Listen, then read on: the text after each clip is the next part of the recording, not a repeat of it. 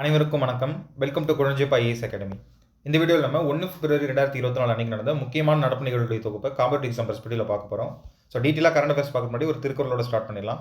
இன்றைக்கி என்ன திருக்குறள் பார்க்க போகிறோம் அப்படின்னு சொல்லி பார்த்தீங்கன்னா, குறள் எண் 398 பொருட்பால் அரசியல் இடம்பெற்று இருக்கக்கூடிய கல்வி அதிகாரத்தில் இருக்கக்கூடிய திருக்குறள். ஒருமைக்கண் தான் கற்ற கல்வி ஒருவருக்கு எழுமையும் ஏமா புடைத்து. ஒரு பிறப்பில் தான் கற்ற கல்வியானது அந்த பிறப்பில் மட்டுமல்லாமல் 7 பிறப்பிலும் உதவும் தன்மையுடையது. ஸோ இந்த குறள் வள்ளுவர் கல்வியுடைய இன்றியமையாத தன்மை பார்த்தீங்க அப்படின்னா சொல்லியிருக்காரு. ஸோ இந்த திருக்குறள் என்ன ப்ரீவியஸ் கொஸ்டின் கேட்டிருக்காங்க அப்படிங்கிறத நம்ம பார்த்துடலாம். ஒருமைக்கண் தான் கற்ற கல்வி ஒருவருக்கு எழுமையும் ஏமா புடைத்து. இக்குறளில் ஏமாப்பு என்பதன் பொருள் யாது அப்படின்னு சொல்லி 2018 கேட்டிருக்காங்க. ஆப்ஷன் ஏ பெருமை, பி ஏமாற்றம், சி பாதுகாப்பு, டி பொறுமை. ஸோ இதுக்கான ஆன்சர் பார்த்தீங்கன்னா கமெண்ட் பாக்ஸில் போடுங்க தெரிஞ்சவங்க. ஸோ இன்றைக்கி ஃபஸ்ட்டு இருக்கக்கூடிய ஆர்டிகல்ஸ் நம்ம பார்க்கறதுக்கு முன்னாடி முக்கியமான டேஸ் அண்ட் ஈவெண்ட்ஸ், ஹிஸ்ட்ரியில் என்ன முக்கியமான விஷயங்கள் நடந்திருக்கு, இந்த தினத்தில் வரலாற்றில் நடந்த நிகழ்வுகள் எல்லாத்தையும் நம்ம பார்க்கலாம். ஃபஸ்ட்டு முதல்ல பிப்ரவரி 1 பார்த்தீங்க அப்படின்னா இந்திய கடலோர காவல் படை தினம். கடலோர காவல் படை கோஸ்ட் கார்டு அப்படின்னாலும் நமக்கு தெரியும். ஸோ அந்த கோஸ்டல் ரீஜன் சர்வைலன்ஸ் பண்ணுறதுக்காகவும் நேவிக்கு சப்போர்ட் பண்ணுறதுக்காகவும் உருவாக்கி இருக்கக்கூடிய ஒரு அமைப்பு. இப்போ இந்த அமைப்பு 1977 உருவாக்குறாங்க. ஸோ இன்றைக்கி raising day of coast guard பிப்ரவரி 1 ஞாபகம் வச்சுக்கோங்க. நெக்ஸ்ட் முக்கியமானது பிப்ரவரி 1 1992 அன்றைக்கி தான் பார்த்தீங்கன்னா தில்லி யூனியன் பிரதேசத்துடைய நேம் தேசிய தலைநகர் டெல்லி, அதாவது நேஷனல் கேபிட்டல் டெரிட்டரி அப்படின்னு சொல்லி மாற்றப்படுது. அதோடைய முக்கியத்துவம் அதிகரிக்கணும் அப்படிங்கிறதுக்காக தேசிய தலைநகர் டெல்லி அப்படிங்கிற புதிய பெயர் வழங்கப்படுது. நெக்ஸ்ட் ரொம்ப முக்கியமான விஷயம் வரலாற்றில் என்ற இன்றைக்கி தான் பார்த்தீங்கன்னா 1786 ஆண்டு காரன் வாலிஸ் பிரபு இந்தியாவோட கவர்னர் ஜெனரல் அப்பாயின்ட் பண்ணப்படுறார். இவர் எந்த அளவுக்கு முக்கியத்துவம் வாய்ந்தவர் அப்படின்னு சொல்லி பார்த்தீங்கன்னா father of civil service in India அப்படின்னு இவரை சொல்கிறோம். குடிமை பணிகளின் தந்தை அப்படின்னு சொல்லிட்டு, அதே டைமில் காவல்துறையை உருவாக்கியவர் இவர் தான் அப்படிங்கிறனாலையும் father of police department in India அப்படின்னு இவரை தான் நம்ம சொல்கிறோம். அப்போது ரொம்ப முக்கியத்துவம் வாய்ந்த ஒரு கவர்னர் ஜெனரல் இன்றைக்கி தான் பார்த்தீங்கன்னா அப்பாயின்ட் பண்ணப்பட்டிருக்கார். ஸோ இவரை பற்றியும் தெரிஞ்சு வச்சுக்கோங்க. அடுத்து இந்தியாவுடைய முதல் விண்வெளி வீராங்கனை கல்பனா சாவ்லாவுடைய நினைவு தினம் இன்றைக்கி தான் பிப்ரவரி 1 2003 அன்னைக்கு அவங்களுடைய க்ரூ மெம்பர்ஸ் 7 பேரோட அவங்க வெற்றிகரமாக லான்ச் தரையிறங்கும் போது ஒரு சில நிமிடங்களுக்கு முன்னாடி பார்த்தீங்கன்னா அவங்களுடைய இந்த space shuttle Columbia space shuttle பார்த்தீங்கன்னா வெடிச்சு சிதறிடுச்சு. ஸோ அவங்க குழு மெம்பர் எல்லாரோட சேர்ந்து அவங்களும் இறந்துட்டாங்க. ஸோ அவங்களுடைய நினைவு தினம் இன்னைக்கு பிப்ரவரி 1 2003 அன்னைக்கு. ஏற்கனவே கல்பனா சாவ்லாவுடைய பிறந்தநாள்லாம் கூட கேட்டிருக்காங்க. பட் இதில் ஆப்ஷன்ஸ் தப்பாக இருக்கும். பட் ஆக்சுவல் நம்ம கொடுத்துருக்கிறது தான் கரெக்டான ஆன்சர். ஸோ இப்போ இந்த மாதிரி முக்கியமான சில ஜிகேஸும் தெரிஞ்சு வச்சுட்டிங்கன்னா சம்டைம் நம்ம எதிர்பார்க்காம இந்த மாதிரியான கேள்வியெல்லாம் கேட்பாங்க. அப்போ நம்ம என்ன பண்ணிட முடியும் அப்படின்னா ஈஸியாக ஆன்சர் பண்ணிட முடியும். அடுத்ததாக வரலாற்றில் இருந்த ரொம்ப முக்கியமான ஒரு முதலமைச்சர் பற்றி பார்க்க போகிறோம். இன்றைக்கி அவருடைய பிறந்தநாள் பிப்ரவரி 1 அன்னைக்கு பார்த்தீங்கன்னா ஓமந்தூர் பி ராமசாமி, தமிழ்நாட்டுடைய முன்னாள் காங்கிரஸ் முதலமைச்சர், அவருடைய பிறந்தநாள். ஸோ இவருடைய காலம் 1895 1970 வரைக்கும். சுதந்திர போராட்டத்துக்கும் பார்த்தீங்கன்னா இவர் போராடி இருக்கார். ஸோ சுதந்திர போராட்ட வீரர். அதன் பிறகு அரசியலில் ஈடுபட்டு தமிழகத்துடைய முதலமைச்சராக இருக்கார். ஸோ இந்தியா சுதந்திரம் பெற்ற போது தமிழ்நாட்டுடைய முதலமைச்சராக இருந்தவர் யார் அப்படின்னு கேட்டிங்கன்னா இவர் தான். ஸோ புனித ஜார்ஜ் கோட்டையில் ஆகஸ்ட் 15 அன்னைக்கு கொடியேற்றினது நம்முடைய முதலமைச்சர். நெக்ஸ்ட் ரொம்ப முக்கியமான விஷயம், இவருடைய காலகட்டத்தில் பண்ண முக்கியமான சில சாதனைகள் என்ன அப்படின்னு பார்த்தீங்கன்னா தமிழ் ஆட்சி மொழி ஆக்கப்பட்டது. இதுவும் ப்ரீவியஸ் கொஸ்டின் தான். தமிழ் ஆட்சி மொழி யாருடைய காலத்தில் ஆக்கப்பட்டது அப்படின்னா ஓமந்தூர் பி ராமசாமி. பாரதியாருடைய பாடல்களை பொதுவுடைமையாக்கியிருக்காரு, அதாவது நாட்டுடைமையாக்கியிருக்காரு. இதன் மூலமா அவருக்கு உரிய அங்கீகாரம் முதல்ல கிடைச்சிருக்கு. தமிழ் வளர்ச்சி கழகம் அப்படிங்கிற நிறுவனத்தை உருவாக்குறாரு. அதன் மூலமா பார்த்தீங்கன்னா இந்தியாவிலேயே முதன்முறையாக தமிழ் கலைக்களஞ்சியம் என்சைக்ளோபீடியா நம்ம தமிழ் லாங்குவேஜில் கிரியேட் பண்ணுறாரு. ஸோ இதுக்கு பெரியசாமி ஸ்தூரன் அப்படிங்கிறவர் சப்போர்ட் பண்ணியிருப்பார். நெக்ஸ்ட் பார்த்தீங்க அப்படின்னா ஆலய நுழைவு சட்டம் 1947 கொண்டு வந்திருக்காரு. இதன் மூலமாக எல்லா மக்களும் ஆலயத்துக்கு நுழையணும் அப்படிங்கிற இந்த சமத்துவ உரிமையை எல்லாருக்கும் கொடுத்துருக்காரு. அடுத்து ஜமீன்தாரி ஒழிப்பு முறை சட்டம். ஸோ ஜமீன்தாரி முறையை ஒழிக்கணும் அப்படிங்கிறதுக்காக 1948 இவர் தான் சட்டம் கொண்டு வந்திருக்காரு. அடுத்து ரொம்ப முக்கியம், முத்துலட்சுமி ரெட்டியால் இயற்றப்பட்ட அந்த மசோதாவை இவர் தான் சட்டமாக்கியிருக்காரு. தேவதாசி ஒழிப்பு சட்டம் 1947. அடுத்ததா அவினாசிலிங்கம் செட்டியார், இவருடைய கல்வி அமைச்சருடைய உதவியோடு பார்த்தீங்கன்னா இந்தியாவிலேயே முதன்முறையாக பொது நூலக சட்டத்தை பார்த்தீங்கன்னா இயற்றியிருக்காரு. ஸோ நிறைய விஷயங்கள் பார்த்தீங்கன்னா அந்த டைமில் இந்தியாவிலேயே முதன்முறையாக பண்ணியிருக்காரு. குறிப்பாக தமிழை ஆட்சி மொழி ஆக்கின முதலமைச்சர் யார் அப்படின்னு சொல்லி கேட்டிங்கன்னா இவர் தான். ஸோ ப்ரீவியஸ் கொஸ்டின் பாருங்கள், 1947 இந்தியா சுதந்திரம் அடைந்த போது சென்னை மாகாணத்தின் முதலமைச்சராக இருந்தவர் யார் அப்படின்னு சொல்லி கொஸ்டின் கேட்டிருக்காங்க. இதுக்கான answer OP Ramasamy. So Omandur P Ramasamy தான் ஷார்ட்டாக ஓபி ராமசாமி கொடுத்துருக்காங்க. திடீர்னு ஆப்ஷன் பார்த்தோன்னே கன்ஃபியூஸ் ஆகிடாதீங்க. நெக்ஸ்ட் நீங்கள் ஃபர்ஸ்ட் ஆர்டிகல் பார்த்துடலாம். இந்திய அரசிற்கு மிக அதிக அளவில் வருவாய் தரக்கூடிய வரி எது? which is the highest revenue generating tax for government of India in 2024? நீங்கள் 2024 அப்படியே சேர்த்துக்கலாம். ஏன்னா ஒவ்வொரு ஆண்டும் இதுவும் மாறும். வருமான வரி, நிறுவன வரி, ஜிஎஸ்டி வரி, சுங்கம் மற்றும் கலால் வரி. ஸோ இந்த 4 எது அப்படின்னு சொல்லி பார்க்கலாம். ஸோ இப்போ ஃபஸ்ட் இந்த பிக்சரில் பார்த்தீங்கன்னா உங்களுக்கு தெரியும். முதல்ல லெஃப்ட் சைடு இந்த மாதிரி பட்ஜெட் வந்திருக்கு. பட்ஜெட்டில் பார்த்தீங்க அப்படின்னா எப்பவும் ஜிஎஸ்டி தான் நம்பர் 1 இருக்கும். 17 போன முறை பார்த்தீங்கன்னா ஜிஎஸ்டி அதிக கான்ட்ரிபியூஷன். இந்த முறை அதை விட அதிகமாக வந்திருக்கு ஜிஎஸ்டி, அதாவது 18%. ஆனால் ஜிஎஸ்டி விட பார்த்தீங்கன்னா இந்த முறை தான் இந்தியாவிலேயே முதன்முறையாக இன்கம் டேக்ஸ் இந்த அளவுக்கு வசூலாக இருக்கும். ஸோ கீழே கடைசியில் பார்த்தீங்க அப்படின்னா இன்கம் டேக்ஸ் 19% போட்டிருப்பாங்க பாருங்களேன். அப்போ வருமான வரி தான் இந்த ஆண்டு இந்தியாவுடைய மிக முக்கியமான வருவாய் ஆதாரம், அதிக அளவில் வருவாய் தரக்கூடியது. அதே மாதிரி ஜிஎஸ்டியும் வந்து பார்த்தீங்கன்னா அதிகமாக கலெக்ட் ஆகிட்டே இருக்குது. இப்போ ஜனவரியில் கூட வந்து பார்த்தீங்க அப்படின்னா 1,72,000 1.72 லட்சம் கோடி வந்து பார்த்தீங்கன்னா கலெக்ட் ஆயிருக்கு. ஸோ இது 2வது அதிகபட்சம், இது வரைக்கும் கலெக்ட் பண்ணதுலேயே வந்து பார்த்தீங்கன்னா 2வது அதிகபட்சம் போன ஏப்ரலுக்கு அடுத்தது. அப்போ இந்த அளவுக்கு வந்து அதிக அளவில் இப்போது இந்த வசூல் வந்து வரிகள் வந்து வசூலாகிட்டு இருக்கு. இப்போ இதில் நம்ம என்ன தெரிஞ்சுக்கணும் அப்படின்னு சொல்லி பார்த்தீங்க அப்படின்னா, நேர்முக வரி மறைமுக வரியில் இந்தியாவுடைய டாப் சோர்சஸ் எது அப்படின்னு சொல்லி பார்க்கும்போது, நேர்முக வரினா வருமான வரி, மறைமுக வரின்னு கேட்டால் ஜிஎஸ்டி வரி, ஒட்டுமொத்தமாக வரி அப்படின்னு சொல்லி கேட்டுட்டா இந்த ஆண்டு வருமான வரி, இதுக்கு முன்னாடி வந்து பார்த்தீங்க அப்படின்னா ஜிஎஸ்டி தான் இருந்தது. இதுலேருந்து கூட ப்ரீவியஸ் கொஸ்டின் கேட்டிருக்காங்க அப்படின்னு சொல்லி பார்த்தீங்கன்னா கேட்டிருக்காங்க. போன வருஷம் எக்கனாமிக்ஸில் கேட்டிருக்க கொஸ்டின் பாருங்க. 2020-21 ஆண்டிற்கான அரசின் வருவாய் மூலங்களை இறங்கு வரிசையில் வரிசைப்படுத்துக. அப்போது வருவாய் மூலம் அப்படின்னா இப்போ நம்ம பார்த்த ரெவன்யூ சோர்சஸ், அதை அதிகத்துலேருந்து கம்மி வரைக்கும் இது பண்ண சொல்லியிருக்காங்க. அப்போ இதுக்கான ஆன்சர் பாருங்களேன், 1,4,2,3,5. அப்போ பார்த்தீங்கன்னா ஃபஸ்ட்டு 1ல் இருக்குது ஜிஎஸ்டி, அதன் பிறகு நிறுவன வரி, கார்பரேஷன் டேக்ஸ், கம்பெனிஸ்லாம் நம்ம நிறைய வரி கட்டுறாங்களா அது. 3வதாக வந்து பார்த்தீங்கன்னா இன்கம் டேக்ஸ் வருது. அதன் பிறகு பார்த்தோம்னா எக்ஸைஸ் அண்ட் கஸ்டம்ஸ் டியூட்டி அப்படிங்கிறது வருது. சுங்கம் மற்றும் கலால் வரி, வெளிநாடு பொருட்கள் இறக்குமதி பண்ணும்போது விதிக்கக்கூடிய வரி, நம்முடைய பொருட்களை வந்து உள்நாட்டிலே ஏற்றுமதி இறக்குமதி பண்ணுறோம் பார்த்தீங்களா, அப்பவும் விதிக்கக்கூடிய வரி வந்து எக்ஸைஸ் டியூட்டி. இப்போ எக்ஸைஸ் அப்புறம் அதாவது சுங்கவரி மற்றும் கலால் வரி, கஸ்டம்ஸ் அண்ட் எக்ஸைஸ் டியூட்டி வந்து 4th 5th இருக்குது. ஃபஸ்ட்டு 3rd வந்து பார்த்தீங்க அப்படின்னா நார்மலாக வந்து GST, income tax, corporation tax, normal income டேக்ஸும் கார்பரேஷன் டேக்ஸும் ஒன்றா இருக்கும். ஆனால் இந்த முறை ஃபஸ்ட்டில் வந்து இன்கம் டேக்ஸ் வந்துருச்சு, 2வது இடத்துல ஜிஎஸ்டி, 3வது இடத்துல கார்பரேஷன் டேக்ஸ் இருக்குது. ஸோ அதை ஞாபகம் வச்சுக்கோங்க. இது போன முறை கேட்ட ப்ரீவியஸ் இயர் கொஷின். அடுத்ததாக வந்து பார்த்தீங்கன்னா யூனிட் 9லேருந்து ஒரு ஸ்கீம் பார்க்க போகிறோம். தமிழக அரசால் இல்லம் தேடி கல்வி திட்டம் எப்போது தொடங்கப்பட்டது? When the scheme Illam Thedi Kalvi launched by Tamil Nadu government? Options 27 October, 15 September, 3 March, 3 June. So இது எல்லாமே வந்து 2021 அப்படிங்கிறனால நான் உங்களுக்கு மந்த் மட்டும் சொல்லிட்டேன். இப்போ நம்ம நிறைய பேர் என்ன பண்ணிடுவோம்னா செப்டம்பர் 15 அண்ணாதுரையுடைய பிறந்தநாளாக இருக்கலாம், இல்லை ஜூன் 3 கலைஞர் கருணாநிதியோட பிறந்தநாளாக இருக்கலாம். டப்புன்னு அந்த மாதிரி டேட் வந்து யோசிச்சிரும். ஏன்னா அப்படி தான் வந்து எப்பவும் ஸ்கீம்ஸ் வந்து லான்ச் பண்ணுவாங்க இல்லையா. ஆனால் இது வந்து பார்த்தீங்கன்னா அக்டோபர் 27 லான்ச் பண்ணியிருக்காங்க. எங்கே தொடங்கியிருக்காங்க அப்படின்னு சொல்லி பார்த்தீங்கன்னா மரக்காணம், விழுப்புரம் மாவட்டத்தில் இருக்கக்கூடிய மரக்காணத்தில் ஒரு பள்ளியில் வந்து தொடங்கியிருக்காங்க. ஆக்சுவலாக அந்த டைமில் பள்ளி கிடையாது, தன்னாரில் ஒன்று திரட்டி அந்த பொது இடத்துல வந்து வச்சு பார்த்தீங்கன்னா கிளாஸ் எடுக்கிறாங்க. இப்போ இல்லம் தேடி கல்வி திட்டம்னாலே நமக்கு தெரியும் இல்லைங்களா, கொரோனா பெருந்தொற்றும் காரணமாக எல்லாருமே ஸ்கூலுக்கு போகாமல் இருந்தாங்க குழந்தைகள். அப்போ அவங்கள்ட்ட ஒரு லேர்னிங் கேப் வந்திருக்கும், ஸ்கூல் போகாமல் இருக்கனால ஒரு கற்றல் இடைவெளி. ஸோ அதை சரி செய்யணும் அப்படிங்கிறதுக்காக தன்னார்வலர்களுடைய உதவியோடு வந்து பார்த்தீங்க அப்படின்னா இந்த திட்டத்தை வந்து தொடங்கியிருக்காங்க. கிட்டத்தட்ட 2 லட்சம் தன்னார்வலர்கள் 34 லட்சம் மாணவர்களுக்கு வந்து பார்த்தீங்கன்னா 1வதுலேருந்து 8வது வரைக்கும் இருக்கக்கூடிய வகுப்பு மாணவர்களுக்கு வந்து இந்த இல்லம் தேடி கல்வி திட்டம் மூலமா வந்து பார்த்தீங்கன்னா கல்வி கொடுத்துருக்காங்க. அப்போ ரொம்ப முக்கியமான திட்டம். இந்த திட்டத்தை வந்து கலிஃபோர்னியா பல்கலைக்கழகம் வந்து வளர்ந்து வரும் நாடுகளுக்கு முன்மாதிரி திட்டம் அப்படின்னு சொல்லி பாராட்டியிருக்காங்க. அப்போது இது ஏன் கரண்ட்டில் வருது அப்படின்னு சொல்லி பார்த்தீங்கன்னா, இப்போ சமீபத்தில் 100 கோடி ரூபாய் வந்து இல்லம் தேடி கல்வி திட்டத்துக்கு ஒதுக்கியிருக்காங்க. நியூஸ் பேப்பரில் வந்திருக்கு. ஸோ அந்த கிளிப் வந்து இன்க்ளூட் பண்ணியிருக்க பாருங்களேன். அப்போது நியூஸில் வந்து இந்த கரண்ட் அஃபேர்ஸில் இருக்கக்கூடிய ஸ்கீம்ஸ் உடனே இப்போ லான்ச் பண்ண போகிற திட்டம் தான் கேட்பாங்க அப்படின்லாம் இல்லை. முன்னாடி உள்ள திட்டம் கரண்ட்டில் திரும்ப வந்துட்டு இருந்தாலும் அதை பற்றி கேட்க சான்சஸ் இருக்குது. ஸோ ஞாபகம் வச்சுக்கோங்க.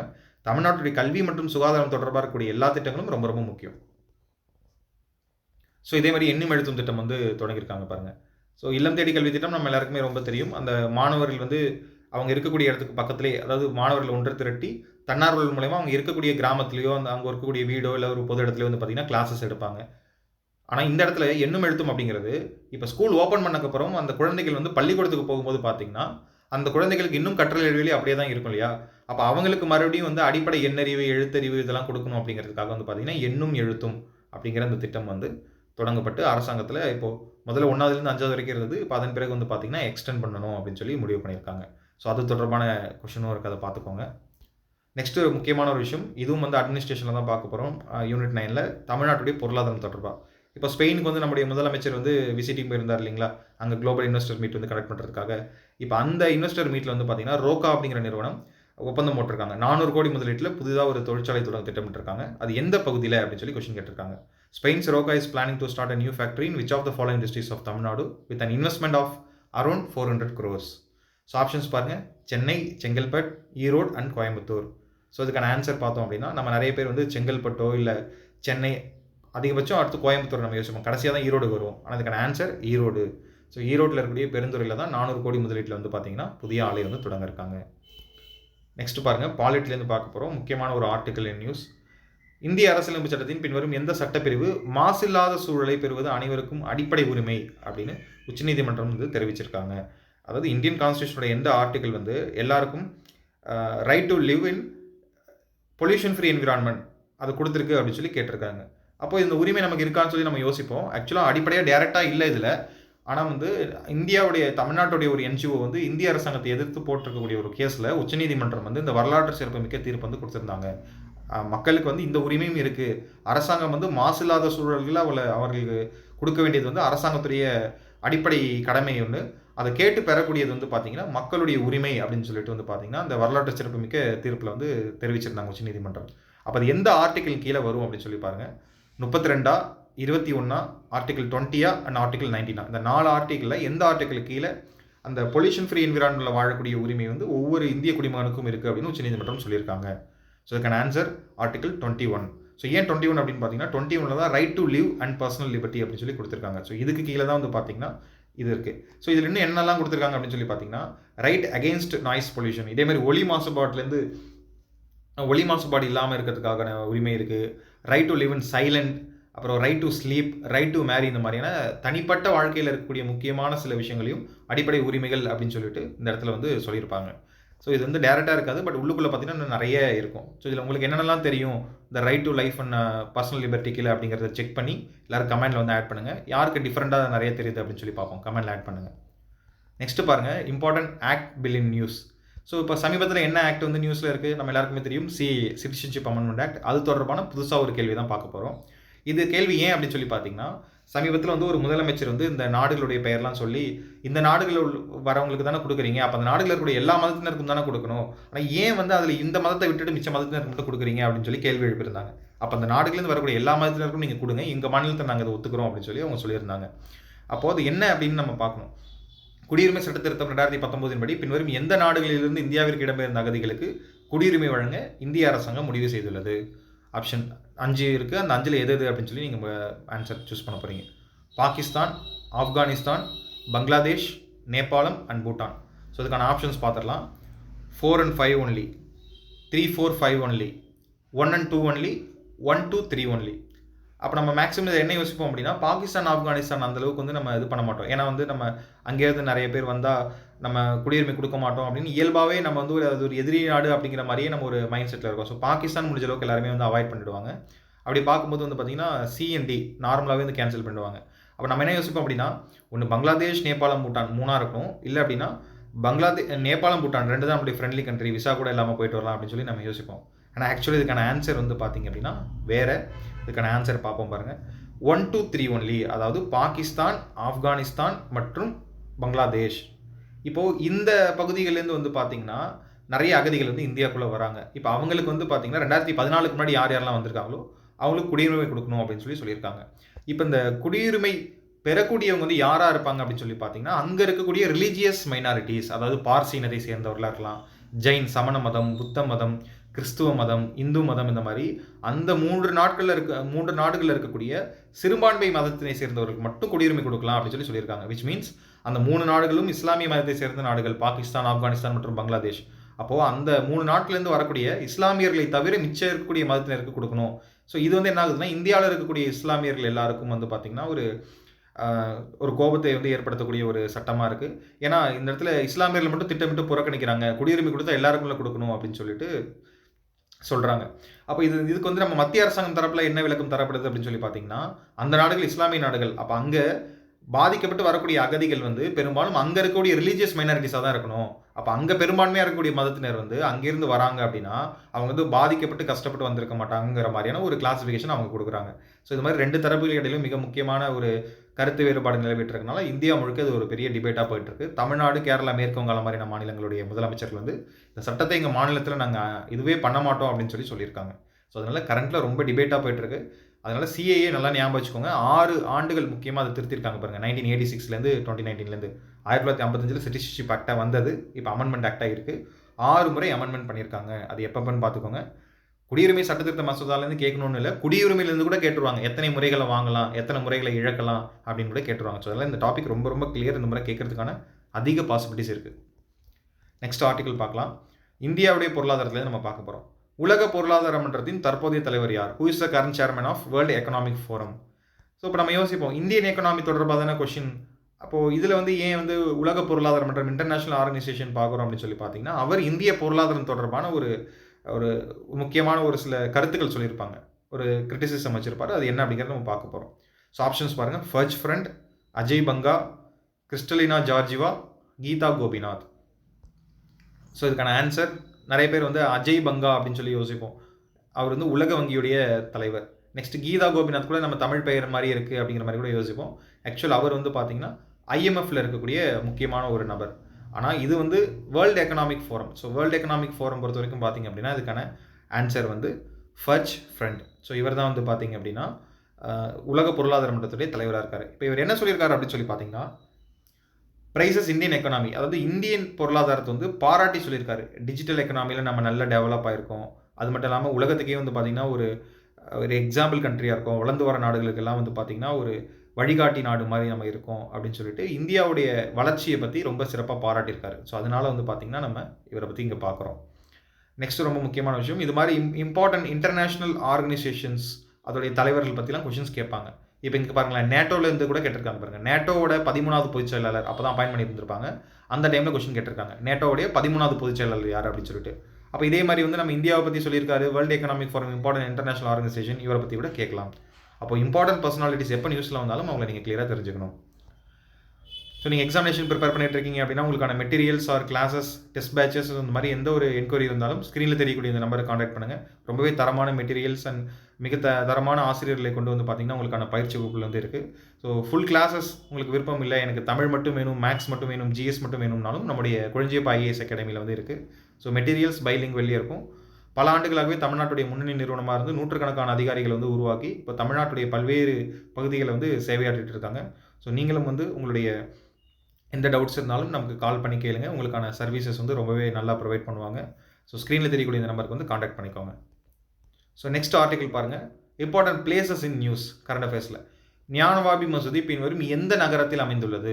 Gyanvapi Masjid is located in which of the following cities. இப்போ நிறைய பேர் நம்ம இடையில இந்த நியூஸ் வந்து கேள்விப்பட்டுட்டே இருக்கோம். ஞானவாபி மசூதியில் வந்து இது பிரச்சனை அப்படின்னு சொல்லிட்டு அகழ்வாராய்ச்சி பண்ணுறாங்க அப்படிலாம் நம்ம யோசிப்போம்.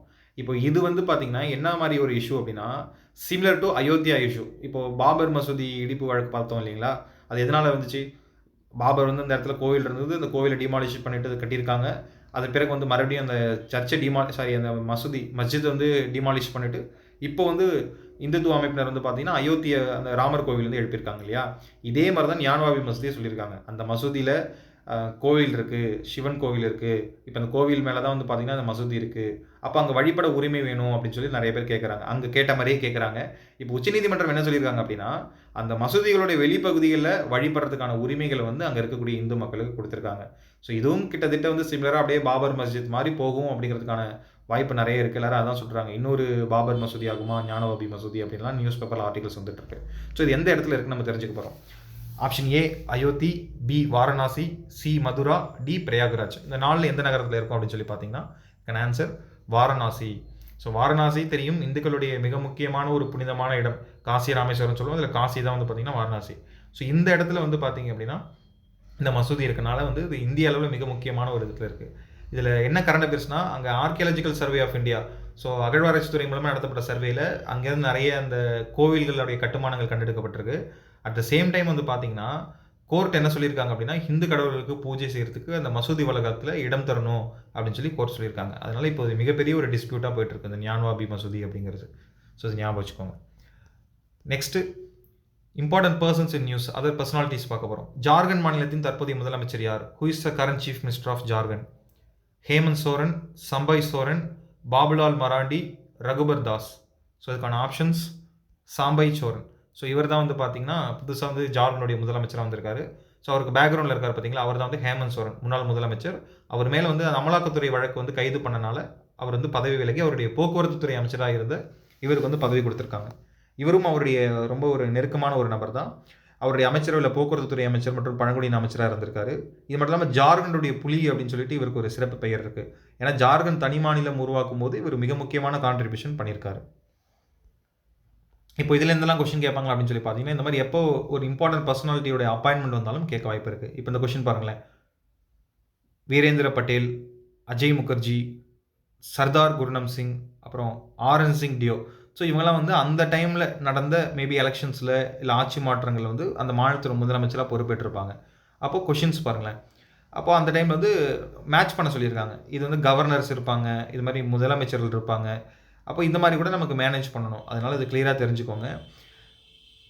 இப்போது முதலமைச்சர்கள், கவர்னர்ஸ், அப்புறம் உச்சநீதிமன்ற நீதிபதி, உயர்நீதிமன்ற நீதிபதிகள், CAG, attorney general, auditor general, இந்த மாதிரி நிறைய கொஷின்ஸ்லாம் வரும்போது நமக்கு அதுலேருந்து வந்து கேள்வி கேட்க வாய்ப்பு இருக்குது. ஸோ அந்த கான்ஸ்டியூஷனல் ஆஃபீஸ் ஹோல்டர்ஸ் எல்லாருமே முக்கியம். ஸோ அவங்க எல்லாரும் நீங்கள் அப்டேட் பண்ணிகிட்டே வரணும். நெக்ஸ்ட் பார்த்தீங்கன்னா இம்பார்ட்டன்ட் பர்சன்ஸ் இன் நியூஸ். பின்வரும் எந்த நபர் ஆசிய கிரிக்கெட் கவுன்சிலின் தலைவராக நியமிக்கப்பட்டுள்ளார்? Which of the following person has recently been elected as a president of Asian Cricket Council? Option Kumar Sangakkara, Arjuna Ranatunga, Jay Shah, Roger Binny. So இதுக்கான ஆன்சர் பார்த்தோம் அப்படின்னா நீங்கள் நிறைய பேர் கெஸ் பண்ணியிருப்பீங்க. இந்தியாவோட பிசிசிஐ செயலாளர் ஜெய்ஷா தான் ஏஷியன் கிரிக்கெட் கவுன்சிலோட சேர்மனாக ரீஅப்பாயின்ட் பண்ணப்பட்டிருக்கார். அதாவது 3வது முறையாக வந்து பார்த்திங்கன்னா தேர்ந்தெடுக்கப்பட்டிருக்கார் அப்படின்னு சொல்லி சொல்கிறாங்க. ஸோ இது வந்து இம்பார்ட்டன்ட் அப்பாயின்மெண்ட்டில் வரனால நம்ம படிக்கணும். நெக்ஸ்ட்டு ஸ்போர்ட்ஸ்லேருந்து ஒரு முக்கியமான ஒரு ஆர்டிகல் பார்க்க போகிறோம். தமிழ்நாட்டில் நடைபெற்ற 6வது கேலோ இந்தியா விளையாட்டுப் போட்டியில் பதக்கப்பட்டியலில் முதலிடம் பிடித்த மாநிலம் இது? எந்த மாநிலம் டாப்பில் வந்திருக்காங்க அப்படின்னு சொல்லி நம்ம பார்க்கணும். பஞ்சாப், ஹரியானா, தமிழ்நாடு, மகாராஷ்டிரா. தமிழ்நாடு தான் நடத்தணும், ஆனால் தமிழ்நாடு 2வது இடம். மகாராஷ்டிரா வந்து பார்த்திங்கன்னா நம்பர் 1ல் இருக்காங்க. ஸோ மகாராஷ்டிரா 158 பதக்கம், 38 தங்கம், 57 தங்கம், 48 வெள்ளி, 53 வெண்கலத்தோட 158 பதக்கங்கள் பெற்று பட்டியலில் முதலிடம். தமிழ்நாடு பார்த்தீங்கன்னா 38 தங்கம், 21 வெள்ளி, 39 வெண்கலத்தோட 98 பதக்கம் ஒட்டுமொத்தமாக வெற்றி 2ஆம் இடம் பிடிச்சிருக்காங்க. ஹரியானா 3வது இடம், டெல்லி 4வது இடம், ராஜஸ்தான் வந்து பார்த்தீங்கன்னா 5வது இடம் பிடிச்சிருக்காங்க. ஸோ இந்த கேலோ இந்தியா விளையாட்டுப் போட்டியில் வந்து அடுத்து குளிர்கால விளையாட்டுப் போட்டிகள் வந்து நடைபெறவிருக்கு. அது எங்கே நடைபெறவிருக்கு அப்படின்னு சொல்லி நம்ம அடுத்தடுத்த ஆர்டிகல்ஸில் பார்ப்போம். மெயினாக இந்த கேலோ இந்தியாவோட லோகோ பாருங்கள், அந்த இதுன்னு சொல்லுவோம் இல்லையா, மஸ்கட் சொல்லுவோம் இல்லைங்களா. ஸோ அது வந்து பார்த்தீங்கன்னா வீரமங்கை அப்படின்னு சொல்லி வேலு நாச்சியார் ரெப்ரசென்ட் பண்ண விதமாக அந்த மஸ்கட் அந்த பொம்மை வந்து இது பண்ணியிருந்தாங்க. எல்லா வீரர்களுக்கும் கூட கொடுத்துருந்தாங்க. முக்கியமாக 4 நகரில் நடந்துச்சு. சென்னை, திருச்சி, கோயம்புத்தூர் மற்றும் மதுரை ஆகிய அந்த 4 நகரில் வந்து கேலோ இந்தியா போட்டி நடந்துச்சு. 2 முறை வந்து மாற்றி மாற்றி டைம் ஃப்ளட் ஆனனால, முதல்ல சென்னையில் ஃப்ளட் ஆச்சு, அதுக்கப்புறம் சவுத்தில் வந்து ஃப்ளட் ஆச்சு இல்லைங்களா, திருநெல்வேலி அந்த தெற்கு மாவட்டங்களில். ஸோ அதனால் 2 முறை மாற்றி வச்சு 3வது முறை தான் வந்து இது நடந்துச்சு கடைசியாக 19 ஜனவரிலேருந்து 31 ஜனவரி வரைக்கும். ஸோ நெக்ஸ்ட் வந்து ஸ்போர்ட்ஸில் இருக்கக்கூடிய இன்னொரு ஆர்டிக்கல். 2024 பாரிஸ் ஒலிம்பிக் போட்டிற்கு தகுதி பெற்றுள்ள விஷ்ணு சரவணன் பின்வரும் எந்த விளையாட்டை சேர்ந்தவர்? பாய்மர படகு போட்டி, செயிலிங், அத்லெட்டிக்ஸ் தடகளம், பாக்ஸிங் குத்துச்சண்டை, வெயிட் லிஃப்டிங் பளு தூக்குதல். ஸோ இதுக்கான ஆன்சர் செயிலிங். பாய்மர படகு வீரர் தான் வந்து பார்த்தீங்கன்னா விஷ்ணு சரவணன் அப்படிங்கிறவர். ஸோ தமிழ்நாட்டை சேர்ந்த இந்திய வீரர், செயிலிங் வீரர். இவருடைய சாதனை என்ன அப்படின்னு சொல்லி பார்த்தீங்கன்னா அடுத்த ஒலிம்பிக் போட்டிக்கு தகுதி பெற்றிருக்கார். அதுவும் தொடர்ந்து 2 முறை ஒலிம்பிக் போட்டிக்கு தகுதி பெற்றிருக்கார். ஸோ இந்த சாதனையை பண்ண முதல் இந்தியர் வந்து பார்த்தீங்கன்னா இவர் தான். ஸோ அதனால இவர் கரண்ட் அஃபேர்ஸில் இருக்கார். ஸோ இந்த மாதிரி கூட வந்து முக்கியமாக சில இது கூட கேட்பாங்க. இப்போ ப்ரீவியஸ் இயர் கொஸ்டினில் பாருங்களேன், ஐக்கிய நாடுகள் விளையாட்டில் கோல்ஃப் விளையாட 5வது முறையாக தேர்ந்தெடுக்கப்பட்டுள்ள வீரர் யார் அப்படின்னு சொல்லி கேட்டிருக்காங்க. Similar to this question. So அதனால் அதை ஞாபகம் வச்சுக்கோங்க. இந்த மாதிரி கூட நமக்கு கேட்கலாம். Next reports and indexes and இன்னைக்கோட லாஸ்ட் ஆர்டிகல். ஊழல் கண்ணோட்ட குறியீடு 2023, அதாவது கரப்ஷன் பர்செப்ஷன் இண்டெக்ஸ் 2023ல் இந்தியாவோட தரவரிசை என்ன? 63rd position, 73rd position, 83rd R 93rd, இந்த 4ல் எது அப்படின்னு சொல்லி நம்ம பார்க்க போகிறோம். ஸோ நிறைய பேர் தம்னையில் பார்த்துருப்பீங்க, நம்ம 93வது இடத்துல இருக்கோம். அப்போ ஊழல் நம்ம நாட்டிலையும் அதிகமாக இருக்குது அப்படிங்கிறது தான் இதுக்கான குறியீடு. இப்போ முக்கியமாக வந்து இந்த குறியீட்டை வந்து வெளியிடக்கூடிய அமைப்பு எது அப்படின்னு சொல்லி பார்த்தீங்கன்னா டிரான்ஸ்பரன்சி இன்டர்நேஷனல். ஸோ இதுவும் ப்ரீவியஸ் இயர் கொஸ்டின் ஏற்கனவே கேட்டிருக்காங்க. இந்த டிரான்ஸ்பரன்சி இன்டர்நேஷனல் அமைப்பு தான் 180 நாடுகளுடைய பட்டியல் தயாரித்து இந்த ஊழல் குறியீடை வந்து வெளியிடுறாங்க. எந்த நாட்டில் ஊழல் அதிகமாக இருக்குது, எங்கே குறைவாக இருக்குது அப்படின்னு சொல்லிட்டு. நம்ம 2022 85வது இடத்துல இருக்கோம். இப்போ வந்து பார்த்திங்க அப்படின்னா 93வது இடமா மாறி இருக்கும். இப்போ உலகத்திலே ஊழல் குறைந்த நாடுகள் பாருங்கள் எந்தெந்த நாடுகள் அப்படின்னு. First Denmark, Finland, New Zealand, Norway, Singapore first 5ல் இருக்காங்க. அடுத்து Sweden, Switzerland, Netherlands, Germany, Luxembourg. So இதில் ஆல்மோஸ்ட் சிங்கப்பூர், நியூசிலாந்தை தவிர மிச்சம் இருக்கக்கூடிய எல்லா நாடுகளும் வந்து ஐரோப்பிய நாடுகள். நியூசிலாந்து வந்து ஆஸ்திரேலியா பக்கத்தில் நமக்கு இருக்கும், அது வந்து ஒரு ஐலாண்ட் கண்ட்ரி. தென் சிங்கப்பூரும் ஐலாண்ட் கண்ட்ரி ஏஷியாவில் இருக்குது. அப்போ 8 நாடுகள் வந்து ஐரோப்பாவில் தான் இருக்குது. இப்போ ஊழல் மிகுந்த நாடுகள் பாருங்கள், சோமாலியா, வெனிசுலா, சிரியா, தெற்கு சூடான், ஏமன், நிகாரகுவா, வடகொரியா, ஹைதி, ஈக்குவடோரியல் கினியா, துர்க்மெனிஸ்தான். அப்போ இதில் வந்து பார்த்திங்கன்னா south America and Africa countries வந்து நிறையா இருக்குது. கூடவே வந்து பார்த்திங்கன்னா ஏஷியன் கண்ட்ரிஸும் அதிகமாக இருக்குது. இப்போ இந்த 10ல் ஒரு கண்ட்ரி கூட வந்து பார்த்திங்க அப்படின்னா இதில் இல்லை, அதாவது யூரோப்பில் இருக்கக்கூடிய கண்ட்ரி இல்லை. ஸோ சோமாலியா தான் உலகத்திலேயே வந்து மிக அதிகமான ஊழல் இருக்கக்கூடிய நாடு. நம்ம வந்து 93வது இடத்துல இருக்கோம், ஞாபகம் வச்சுக்கோங்க. ஸோ இப்போ ஒரு ப்ரீவியஸ் கொஸ்டின் பாருங்கள். செப்டம்பர் 2016 WEFI தரவரிசை வந்து வெளியிடப்பட்டிருக்கு. ஸோ இதில் வந்து இந்தியா வந்து 112வது இடம் வந்து பிடிச்சிருக்கு. இப்போ இது வந்து எதை குறிக்குது அப்படின்னு சொல்லி கேட்டிருக்காங்க. அந்த WEFI வந்து அதோடைய ஃபுல் ஃபார்ம் கேட்டிருக்காங்க. என்ன இண்டெக்ஸ் அப்படின்னு சொல்லிட்டு. ஆக்சுவலி இதுக்கான ஆன்சர் வந்து பார்த்தீங்கன்னா வேர்ல்டு எக்கனாமிக் ஃப்ரீடம் இண்டெக்ஸ். அப்போது இந்த எப்படி டிஃபரன்ஸாக கேட்குறாங்க பாருங்கள். எப்பவும் வந்து அந்த பேர் கொடுத்துட்டு இந்தியா எத்தனாவது இடம்னு கேட்பாங்க, இல்லை இந்த பட்டியலில் முதலிடம் இருக்கக்கூடிய நாடு எதுன்னு கேட்பாங்க, இல்லை கடைசி இடம் இருக்கக்கூடிய நாடு எதுன்னு கேட்பாங்க. ஆனால் இந்த மாதிரி டிஃப்ரெண்ட்டாக கேட்டிருக்காங்க. அப்போ இண்டெக்ஸஸும் ரொம்ப ரொம்ப முக்கியம், ஞாபகம் வச்சுக்கோங்க. ஸோ இன்றைக்கி ஒட்டுமொத்தமாக நிறைய இம்பார்ட்டன்ட் ஆர்டிகல்ஸ் பார்த்துருக்கோம். ஸோ இன்றைக்கி February 1 வந்து ரொம்ப ரொம்ப முக்கியமான தினம். ஸோ கரண்ட் அஃபேர்ஸ் ரெகுலராக படிங்க. All the best. நேற்று நிறைய பேர் வந்து கமெண்ட் பாக்ஸில் வந்து ப்ரீவியஸ் இதுக்கு வந்து ஆன்சர் பண்ணியிருக்கீங்க. எல்லாருக்குமே தேங்க்ஸ். ரெகுலராக வந்து கமெண்ட் பண்ணுங்கள். இப்போ இன்றைக்கும் நிறைய கொஷின்ஸ் கேட்டிருக்கேன், எல்லாருக்குமே வந்து கமெண்ட் பண்ணுங்கள். ஸோ இந்த வீடியோ பிடிச்சிருந்தால் லைக் பண்ணுங்கள். அப்புறம் நம்மளுடைய சேனல் புதுசாக நீங்கள் பார்க்குறீங்க அப்படின்னா சப்ஸ்கிரைப் பண்ணிக்கோங்க. உங்களுடைய ஃப்ரெண்ட்ஸ் எல்லாருக்கும் ஷேர் பண்ணுங்கள். இந்த கரண்ட் அஃபேர்ஸ் PDF உடைய லிங்க் வந்து பார்த்தீங்க அப்படின்னா உங்களுடைய நம்ம டிஸ்கிரிப்ஷனில் கொடுத்துருக்கோம், அதில் போய்ட்டு டவுன்லோட் பண்ணிக்கோங்க. டெலிகிராம் சேனலுடைய லிங்க்கும் இருக்குது, அதில் ஜாயின் பண்ணிக்கோங்க. இதுக்கப்புறம் நம்ம ரெகுலராக வந்து குயிஸ் அப்லோட் பண்ணுவோம். So thank you all. உங்களுக்கான என்ன என்கொயரி இருந்தாலும் ஸ்க்ரீனில் தெரியக்கூடிய இந்த நம்பர் கான்டாக்ட் பண்ணுங்கள். Test batches or books, materials, classes, எந்த டவுட்ஸ் இருந்தாலும் ஸ்க்ரீனில் தெரியக்கூடிய இந்த நம்பர்ஸ்க்கு வந்து கான்டாக்ட் பண்ணுங்கள். So thank you all. நெக்ஸ்ட் இருக்கக்கூடிய வீடியோவில் பார்க்கலாம். நன்றி.